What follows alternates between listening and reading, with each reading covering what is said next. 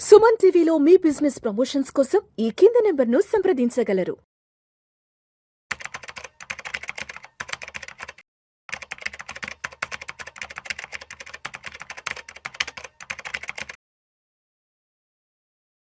నమస్తే, welcome to Vishnu talks. నేను విష్ణు. ప్రస్తుతం నాతో పాటు certified financial planner doctor Bachchu Anil Kumar గారు ఉన్నారు. సార్తో మాట్లాడదాం. అనిల్ గారు నమస్తే సార్. నమస్తే విష్ణు గారు. Welcome to Vishnu talks. Thank you for inviting అండి. అనిల్ గారు, ఈ వీడియోలో కాస్త సిబిల్ స్కోర్ గురించి కాస్త డీటెయిల్డ్గా మాట్లాడుకుందాం మన ఆడియన్స్ కోసం. సార్, చాలామంది ఈ క్రెడిట్ కార్డ్ బిల్స్ ఆన్ టైంలో పే చేస్తుంటారు. మరికొంతమంది వాళ్ళ పర్సనల్ లోన్స్ కానివ్వండి, బిజినెస్ లోన్స్ కానివ్వండి, లేదంటే హోమ్ లోన్కి సంబంధించిన పేమెంట్స్ డ్యూలు కూడా ఆన్ టైంలో పే చేస్తుంటారు. అయినా కూడా వాళ్ళ సిబిల్ స్కోరు లేదంటే వాళ్ళ క్రెడిట్ స్కోరు ఏమాత్రం పెరగదు, ఎప్పుడు కొంచెం తక్కువే చూపిస్తుంటుంది. ఎందుకు ఆన్ టైంలో మనం అన్ని పేమెంట్స్ సరిగ్గా చేస్తున్నా కూడా మన సిబిల్ స్కోర్ పెరగదు? ఎటువంటి రీజన్స్ దాని వెనక ఉన్నాయంటారు? చాలా రిలవెంట్. అంటే చాలా మంది అడుగుతూ ఉంటారు, సార్ నేను అన్ని కడతా ఉన్నాను బట్ నా సిబిల్ స్కోర్ పెరగట్లేదు అని. క్వైట్ కామన్ అనమాట. సో అంటే అందరికీ అనిపించేది దీనికి ఇదేదో ర్యాండమ్గా కాదు, దీనికి కారణాలు స్ట్రాంగ్ రీజన్స్ ఉన్నాయి యాక్చువల్లీ. ఆ రీజన్స్ ఒక్కటి చూసుకుంటే ఏంటంటే, first thing credit utilisation ratio అంటాం, సియుఆర్. ఈ సియుఆర్ వచ్చేసి ఐడియల్గా మీకు 30% ఉండాలి. అంటే మీకు లెట్సే ఒక క్రెడిట్ కార్డు ఉందనుకోండి, ఆర్ మీరు మొత్తానికి మీరు లోన్ తీసుకునే కెపాసిటీ 40 లక్షలు ఉంటే 30%, 12 లక్షల కన్నా తక్కువ లోన్ ఉంటే ఏంటంటే మీ క్రెడిట్ రేటింగ్ స్కోర్ అనేది బెటర్గా ఉంటుంది. నువ్వు 70-80% ఉండి 80 నుంచి 70కి తెచ్చినా, 70 నుంచి 60కి తెచ్చినా మీ సియుఆర్ ఇంకా 30కి చాలా ఎక్కడో దూరంగా ఉంది. అదే 30కి దగ్గరలో ఉంటే ఏంటంటే మన రేటింగ్ అనేది పెరుగుతుంది. అందుకే అది వెరీ ఇంపార్టెంట్. సో మరి దీనికి ఏం చేయాలనే క్వశ్చన్ వస్తుంది, చాలామంది అడుగుతూ ఉంటారు. వస్తే యాక్చువల్లీ సెకండ్ కార్డు తీసుకొని నీ ఫస్ట్ కార్డుది డైల్యూట్ చేయడం. So let's A first card ఒక 5 లక్షలు ఇచ్చింది, అందులో మీరు 4 లక్షలు వాడేశారు. అప్పుడు మీ సియుఆర్ ఎంత? 80%. మీ ఆబ్వియస్లీ మీ క్రెడిట్ హిస్టరీ, క్రెడిట్ స్కోర్ అనేది దెబ్బతింటుంది. ఇంకొక కంపెనీ వచ్చేసి ఇంకొక 5 lakhs ఇస్తాము అన్నారు. సెకండ్ 5 lakhs తీసుకుంటే ఏమవుతుంది? ఇంతకుముందు 5, ఇప్పుడు 5, 10 lakhs. ఇంతకుముందు కార్డులో 4 lakhs ఉంది, దాన్ని కుదిరితే సెకండ్ కార్డుకి ఒక 2 lakhs ట్రాన్స్ఫర్ చేస్తే రెండిట్లలో కూడా 10 లక్షలకి నీకు ఎంత? 4 లక్షలే వాడారు, which is 20%. Okay. So 40%. So అట్లా ఇంతకుముందు ఏంటి 80% ఉండింది, 80% నుంచి 40% సియుఆర్కి వచ్చింది. So in the whole important ఏంటంటే సియుఆర్ తగ్గ చేసుకోవడం వల్ల ఆన్ ద హోల్ ఒక కార్డు మీద కానీ ఒక లోన్ మీద కానీ నీ కేపబిలిటీ వల్ల కూడా నీకు అనేది క్రెడిట్ స్కోర్ పెరుగుతుంది. చాలామంది మనకు తెలియకుండా మనం ఒకటే కార్డు మీద మొత్తం ఫుల్ వాడేసి ఉంటాం, దాన్ని 50%కి తెచ్చినా కానీ యూజువల్లీ స్కోర్ పెరగదు. That is first. సెకండ్ ఏంటంటే kind of loans also important.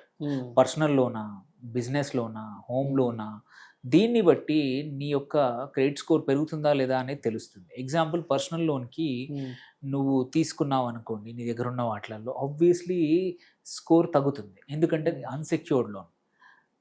Okay, నువ్వు ఒక 20 లక్షల పర్సనల్ లోన్ నీ మీద ఉంటే అంత తొందరగా ఈ స్కోర్ తగ్గాలంటే కష్టం. అదే ఒక హోమ్ లోన్ ఉండింది అనుకోండి, which is asset backed loan, అలాంటప్పుడు అంత ఎక్కువ క్రెడిట్ స్కోర్ ఇంపాక్ట్ అవ్వదు. సో అందుకే kind of loan also very important. So కొన్నిట్ల స్కోరు మంచి వాటిల్లో పే చేస్తే ఏంటంటే క్రెడిట్ స్కోర్ కూడా మెరుగవుతుంది అనమాట. సో ఇంకోటి, అవసరం లేకుండా చాలా మంది లోన్లు తీసుకుంటూ ఉంటారు. అవి తక్కువ రేట్ వస్తుంది కదా, 7%, 8%, దానివల్ల కూడా మీరు ఇబ్బంది పడుతూ ఉంటారు క్రెడిట్ స్కోర్ వల్ల. చాలా మంది ఇష్టం వచ్చినట్టు క్రెడిట్ కార్డులు వాడేసేసి వాళ్ళు బ్యాంక్ వాళ్ళు ఫోన్ చేస్తుంటే ₹1,00,000, 2 లక్షలు ఉందంటే, లేదు నేను 50,000 కట్టి సెటిల్ చేసుకుంటారు, నా దగ్గర 30,000 ఉన్నాయంటే కూడా ఈ సెటిల్మెంట్లు కూడా చాలా ఉంటాయి. ఇక్కడే చాలా పెద్ద ఫాల్ అయిపోతుంది క్రెడిట్ స్కోర్ అనేది. ఫాలో అవ్వడమే కాదు, చాలా సంవత్సరాలు రికవర్ అవ్వదా, అది చాలా మందికి తెలియదు. అందుకోసమే ఫస్ట్ అవసరం ఉన్న చోట తప్ప అనవసరంగా తీసుకోకూడదు. అట్లాగే మోస్ట్ ఇంపార్టెంట్ థింగ్ ఏంటంటే, ప్రతిసారి ఎవరైనా కార్డు కానీ లోన్ ఇస్తా అంటే మాటికి డీటెయిల్స్ ఇవ్వకూడదు. ఎందుకంటే ఎన్నిసార్లు ఎక్కువగా అప్లై చేస్తే అంత ఎక్కువగా క్రెడిట్ స్కోర్ తగ్గిపోతుంది. మీకు కాన్ఫిడెంట్గా, మీకు నిజంగానే అవసరం ఉంటే తప్ప అప్లై చేయకూడదు. Too many applications, enquiries compulsory credit స్కోర్ని ఇంపాక్ట్ చేస్తాయి. లోన్ తీసుకోకున్నా పర్లేదు, బట్ అసలు తీసుకోకుండా ఉంటే ఈ గొడవ ఏ గోల లేదు. బట్ నువ్వు 10 సార్లు 10 ఛాన్స్ చోట్ల దగ్గరల్లా లోన్ తీసుకున్నావు అంటే అప్లై చేసినా చాలు, ఆ, నువ్వు తీసుకోకుండా అప్లై చేసినా పోయినట్టే. అంటే ఇక్కడ మన ఫైనాన్షియల్ డిసిప్లిన్ మీద అది చాలా ఇంపాక్ట్ పడుతుంది. ఇష్టం వచ్చినట్లు అంటే లోన్లు ఇస్తున్నారు కానీ తీసుకుంటూ పోయావంటే తప్పకుండా. సో అందుకే తక్కువ సమయంలో ఎక్కువ దరఖాస్తులు నింపద్దు. ఎప్పుడు దొరికితే ఎవరు ఇస్తా అంటే వాళ్ళు తీసుకోవద్దు. కొంచెం అవసరం ఉంటే తప్ప తీసుకోవాలి. ఇంకొక మేజర్ తప్పు అందరు చేస్తారు, పొడగొట్టుకుంటారు. ఏంటంటే కోఅప్లికెంట్ అయిపోతారు, గ్యారంటీగా అయిపోతారు. ఫ్రెండ్స్కో ఫ్యామిలీకో, అరే నా ఫ్రెండే కదా, నా కజినే కదా, నా బ్రదరే కదా, ఈ క్రెడిట్ కార్డ్ దాన ధర్మాలు చేస్తుంటారు. ఒక్క పేమెంట్ వాడు చేయకపోతే వాడి వల్ల నీ లైఫ్ క్రెడిట్ హిస్టరీ అంతా దెబ్బతింటుంది. అంటే ఇవి ఎక్కువగా ఎక్కడ జరుగుతుంటాయి అంటే ఫ్రెండ్స్ పెళ్ళిళ్ళప్పుడు ఆ ఫ్రెండ్స్ ఏదైనా షాపింగ్ చేసుకోవడానికో, ఇంట్లో ఏదైనా హోమ్ అప్లయన్సెస్, ఏసీలు కొనుక్కోవడానికో, రెఫ్రిజిరేటర్లు కొనుక్కోవడానికో ఎక్కువ ఫ్రెండ్స్ నుంచి క్రెడిట్ కార్డులు తీసుకుంటుంటారు చాలా మంది. అవును, అలాంటప్పుడు ఇలాంటి ఇబ్బందులు ఎక్కువగా జరుగుతూ ఉంటాయి అన్నమాట. సో ఇంకొకటి ఏంటంటే ఆదాయం ఎంత ఉందో అంతే తప్ప రుణభారం ఉండాలి. కానీ ఎటువంటి సంబంధం లేకుండా ఇష్టం వచ్చినట్టు రుణభారం తీసుకుంటే కంపల్సరీ క్రెడిట్ ఇంపాక్ట్ అనేది హిస్టరీ అనేది అవుతుంది. అండ్ అందుకే క్రెడిట్ రిపోర్ట్ అనేది చెక్ చేసుకోవడం చాలా ఇంపార్టెంట్. ఆర్బీఐ ప్రతి ఒక్కరికి సంవత్సరానికి ఒకసారి క్రెడిట్ రిపోర్ట్ చెక్ చేసుకోవడానికి ఫ్రీగా ఒకసారి అవకాశం ఇస్తుంది.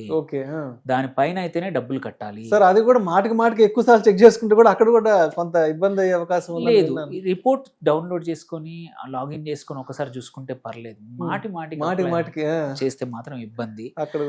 సో అందులో అడ్వాంటేజ్ ఏదైనా లాగిన్ చేసుకొని మనం పొరపాట్లు దొరలాయా, ఏవైనా మనం డబ్బులు కట్టినా కట్టలేదా చూపిస్తున్నాయి, ఇవన్నీ తెలుసుకొని స్కోర్ పెరగడానికి నిపుణులు చాలా మంది ఉన్నారు. ఇంతకుముందు అదొక ప్రొఫెషన్ అయిపోయింది. సిబిల్ స్కోర్ పెంచడానికి కూడా కొద్దిమంది నిపుణులు ఉన్నారు. ఎలాంటి స్ట్రాటజీ వాడితే స్కోర్ పెరుగుతుంది అనేది చెప్తా ఉంటారు. సో దాన్ని వాడుకొని చెల్లింపుల టైమింగ్ అనేది చాలా ఇంపార్టెంట్. ఫస్ట్ ప్రయారిటీ దానికి ఇవ్వాల్సిందే, లేకపోతే మీ హిస్టరీ ఇంపాక్ట్ అవుతుంది. పొరపాట్లు కూడా ఎలా ఉన్నాయో ఈ అట్లాంటి ఎక్స్పర్ట్స్ని కనుక్కొని మాట్లాడితే వాళ్ళు మీకు సాల్వ్ చేస్తూ ఉంటారు. అండ్ ఆర్బీఐ మార్గదర్శకాలు ఏవైతే ఉన్నాయో వాటిని ఫాలో చేసుకుంటే, ఉచితంగా చెక్ చేసుకుంటే ఇబ్బంది ఉండదు.